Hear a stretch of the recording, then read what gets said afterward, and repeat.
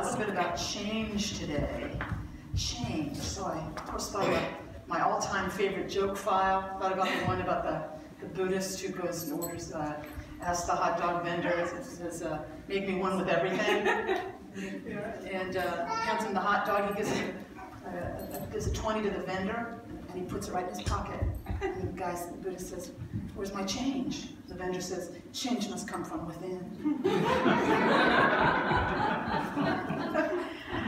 It's good every time. It's good every time. It's one of those jokes that's good every time, no matter how many times you tell it.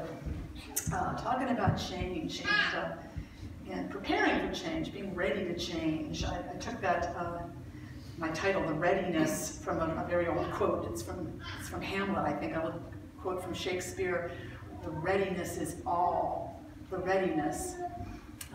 I like that word better than preparedness or preparation. The readiness, being ready for something. It's a powerful idea. Jesus said, be dressed for action and have your lamps lit.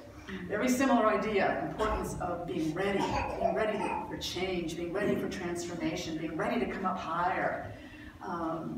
That's part of the aspect of the changing and growth process I wanted to just explore a little bit with you this morning.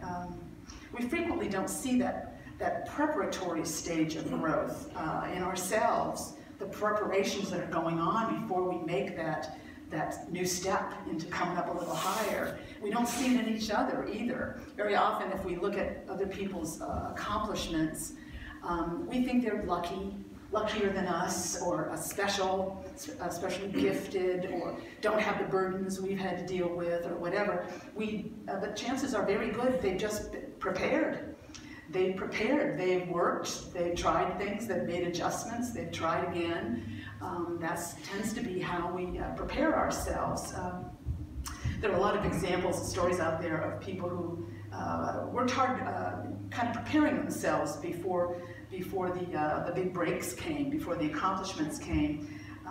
These are a few of them I thought were interesting. A woman, a musician, a singer, she was working part-time at a Dunkin' Donuts to support herself, and she was fired for squirting sauce at the customers. Her first band was called the Breakfast Club, and it was dropped by her record label. This all happened around the same time. She decided to try going solo. Her name was Madonna.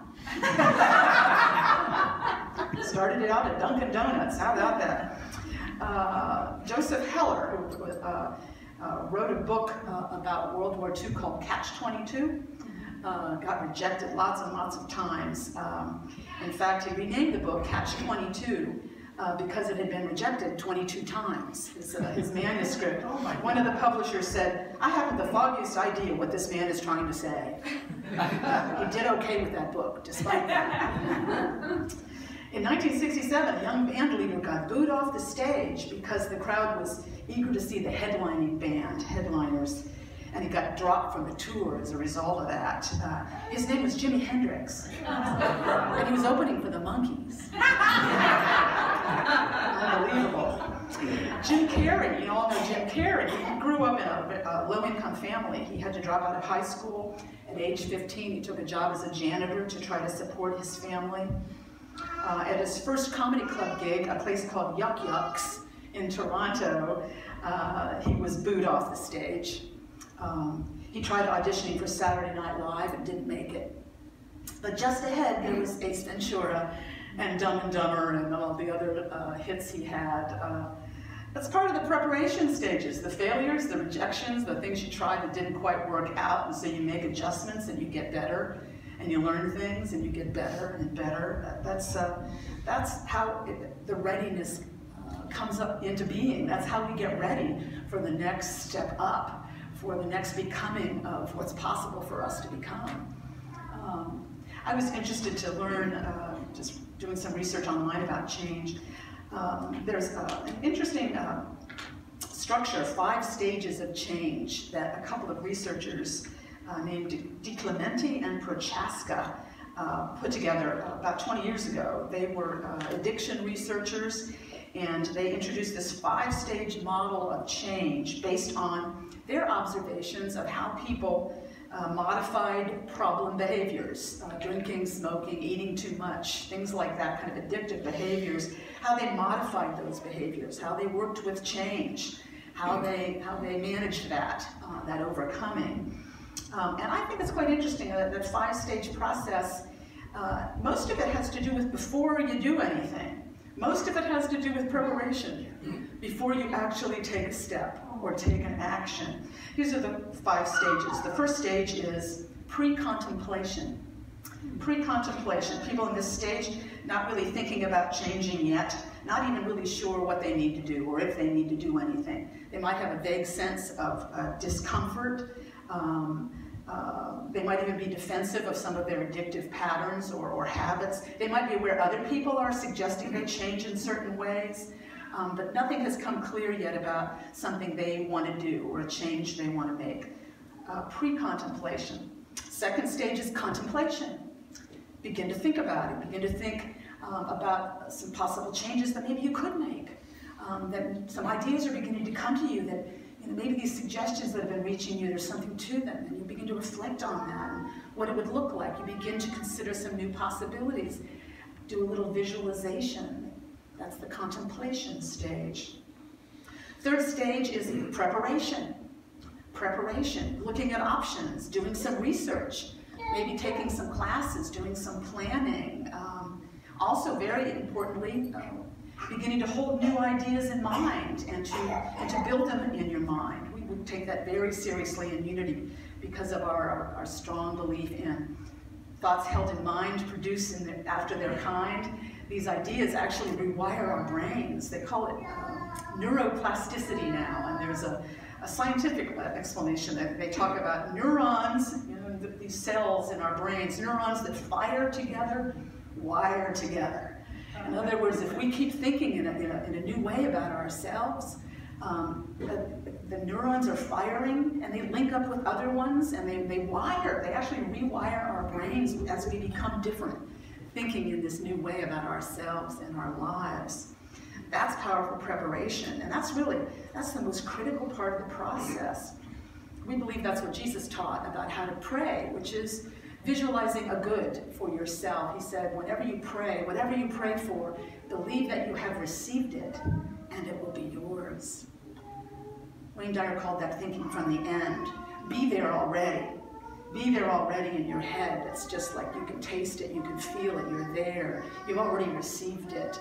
There's no withholding in the universe. It's yours, this new self, this new life, these new possibilities. And then it begins to take shape outwardly. So all those first 3 steps, pre-contemplation, contemplation, preparation, that's all before you do anything, except think differently, visualize. Step 4 is action. Take steps. Modify your behavior as you've planned and visualized. Take some steps, some concrete steps forward, and monitor your results. And keep doing that. Keep doing that. Keep stepping forward. 5th stage is maintenance. Continue that new behavior, watching for any relapses or any needs for adjustments or recommitment. But just keep going. Keep being the new self. Keep doing the new things. 5 stages, most of them having to do with getting ready for change, building up our readiness for it. I think that's very helpful to think about. And these researchers really emphasized that all stages of change are important, that if we try to skip those preparatory ones, very often we can trip ourselves up because we're not ready. We rush right to action.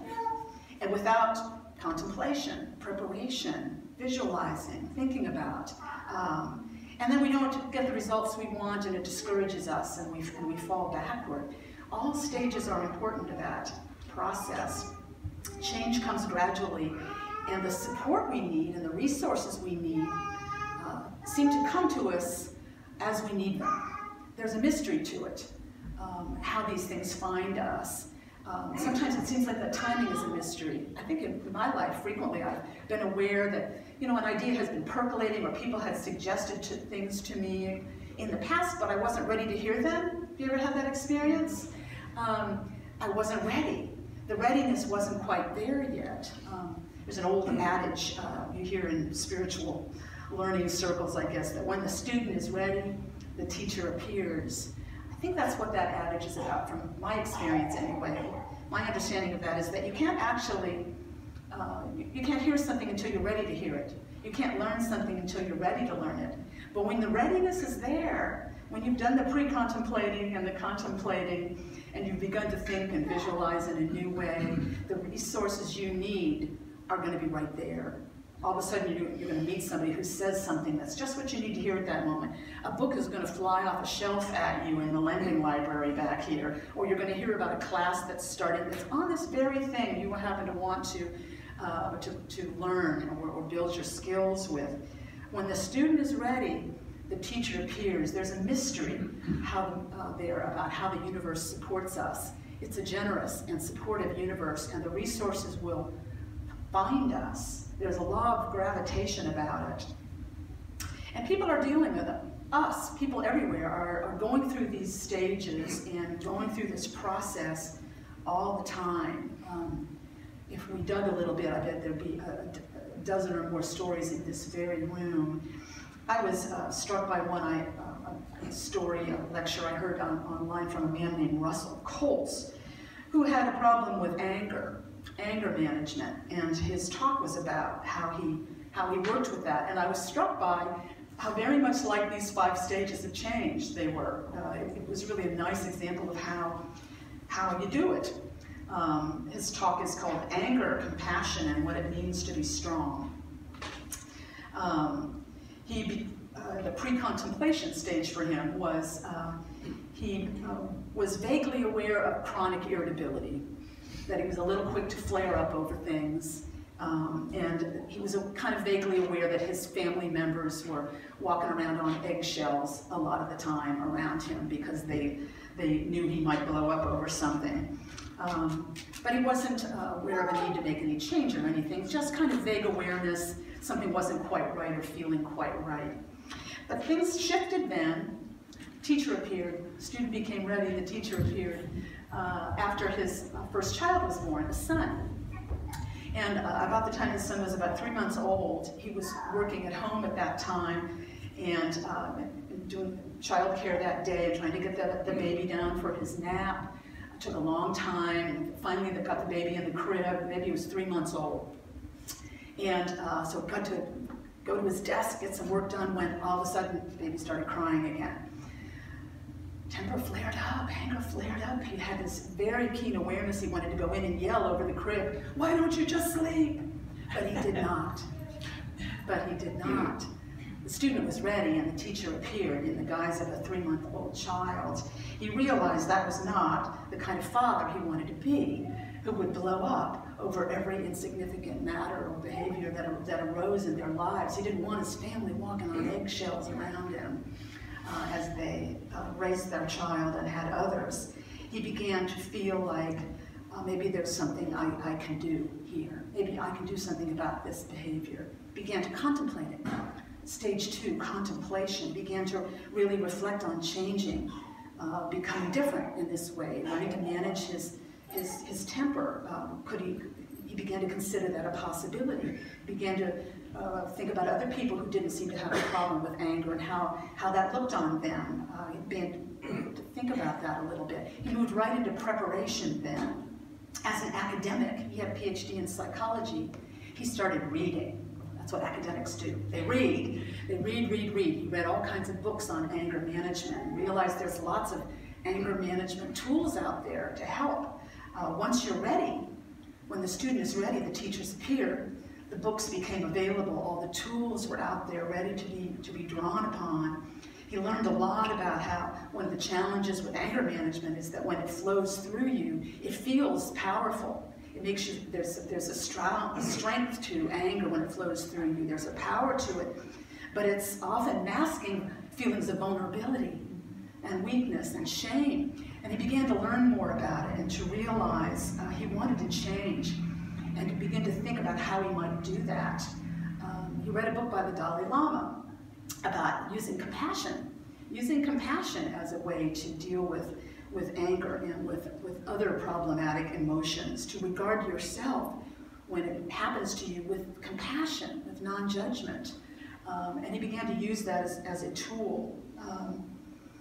began to think quite differently about himself, seeing himself differently, thoughts held in mind, producing after their kind. He began to do that preparation work as well. Then action. He committed to take some steps. He committed to work with it every day. He started actively working with his anger. When it would rise up, following this simple process that he had gleaned from his reading and from the Dalai Lama and from reflecting on the power of compassion. The process was simply, when anger rises up, instead of acting, first of all, taking a moment to compassionately acknowledge what he was feeling. To compassionately acknowledge that without judgment or condemnation. Don't leap right to judgment, but to just acknowledge it with compassion. Second step, slow things down. He said if you slow down the body, you slow down the mind. Pause, slow things down. And then third step, take steps. Take steps that seem appropriate, whether it's something to communicate or share or to remove yourself from a situation, whatever it might be, then you act in the situation. But first you start with compassion, and then non-judgment, and slowing things down, pausing, and then acting. It worked. It worked for him very well, and he began to manage his anger very effectively. Those flare-ups occurred less and less often. He had a way of dealing with them compassionately, constructively. And as a psychologist, he began to share that with clients. And before too long, he wound up teaching these anger management tools with compassion in a prison near where he lived. Teaching men who, some of them had been in prison for decades, for violent crimes related to their inability to control their anger. And he's teaching these men. He said there were initially eye rolls when he would teach them about using compassion and regarding themselves with compassion and non-judgment. But soon they were making the same kind of progress and learning the same way of using compassion to come into real strength. Because that's where real strength comes from. That's what I learned from the Dalai Lama, was that if we can regard our own suffering and others courageously with compassion and non-judgment, that's real strength. Not the temporary flare-up of the anger, angry energy that flows through. Some of those prisoners wanted to find ways to help other people out there so they don't wind up in prison from similar problems. I think that's wonderful. And the maintenance, he talked about continuing to kind of keep an eye on the behavior, make sure the anger doesn't flare up, make adjustments or as things arise. But by this time, it had become the new normal for him. It was just natural to live in this manner. And with the family no longer walking on eggshells and with children always feeling safe in their home. What a wonderful achievement. What a wonderful overcoming. And so much of it took place before any steps were taken. I think that's so important for us to remember, wherever we are, what we can learn from that process. I think there's a lot of lessons in that. Whatever the area of our lives where we might have a vague awareness, pre-contemplation of something that needs to shift, something that isn't working quite right. Honor that. Honor that. That's a part of the process, kind of almost precognitive. We're not too sure what it is yet, but we're reflecting. It's an important part of the preparation for change, becoming ready. Never to judge ourselves harshly or condemn ourselves if we're not quite ready to make a change or don't quite know what to do yet, or if we've kind of tried and faltered and fallen back. Part of the growth process, we're always becoming ready and must always practice that compassion and that non-judgment. Visualizing, thinking new thoughts, rewiring up here. There's so much going on in our minds, in our hearts, before we take a single step, before we make a single move.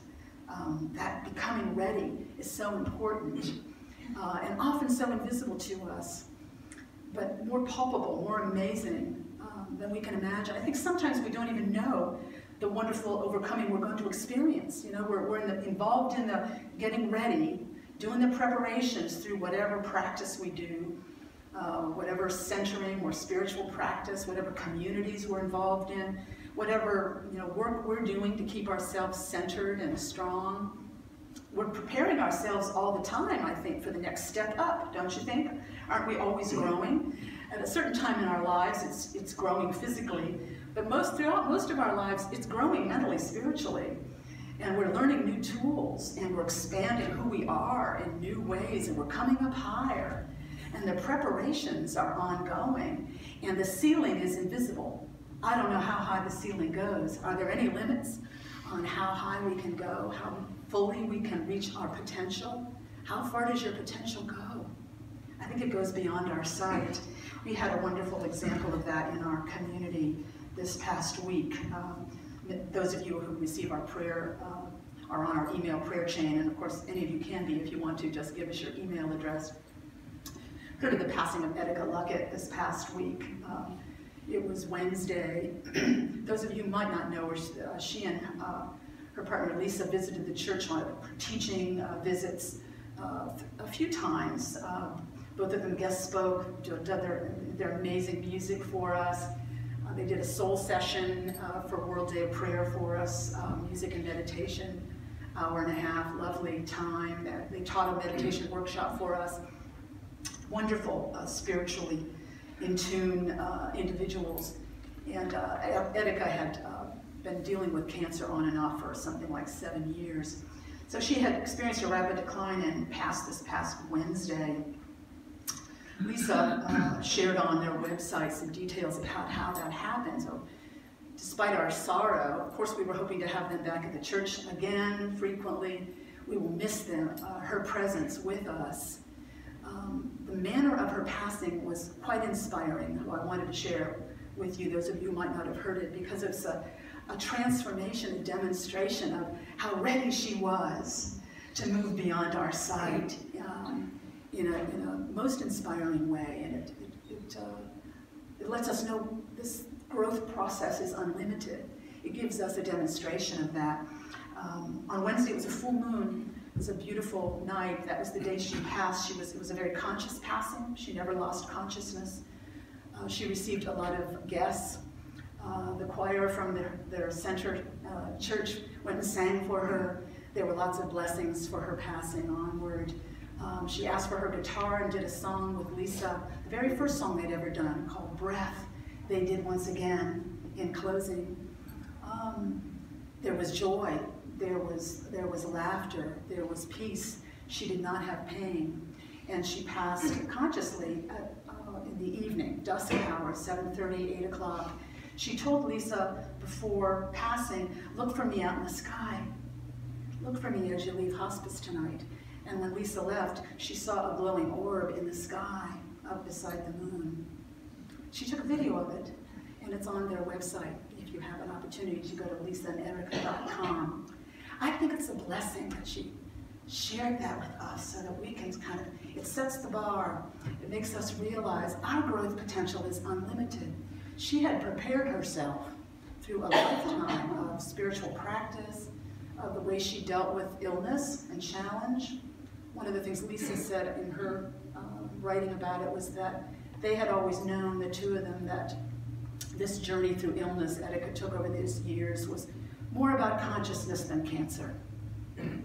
More about consciousness than cancer. In other words, they were going to grow through it. She was going to grow through it into greater wisdom and greater illumination. And she did that. And she did that through her music. And she did that through her poetry and through the beautiful music and meditational experiences they created for others. She had prepared herself. She was ready. The readiness is everything. And we're preparing ourselves all the time, and I don't know how high we can go, do you? I think the ceiling is unlimited. We are always preparing ourselves to come up higher. And it's going on right now, and we are being guided in that process moment by moment. It may not feel like it. Sometimes it may be pre-contemplation stage. Sometimes it might be a vague sense of change kind of ahead, but we don't know what it is. We honor that all. We're all involved in this amazing growth process that is endless. And it's all God-guided, and all that we need will be provided as we step forward. I am ready to be guided into my fullness. How about that? Say that with me. I am ready to be guided into my fullness. Just take that in prayer for a moment. Affirm that truth within. I am aware of God's guiding wisdom and power and presence within me, within each one in this room. We are at all times in touch with that deep life within us. We are being guided to come up higher, to come into greater fullness, all that's possible for us to be as loving, light-filled beings with that power and presence of God flowing through us, each in our unique way. We are wide open to that. We are ready to come up higher, to come into greater fullness, to do more freely and fully all that is ours to do in this lifetime. And we are grateful to the power and presence that makes it all possible. Thank you, God, for your living presence with us, now and always. Amen.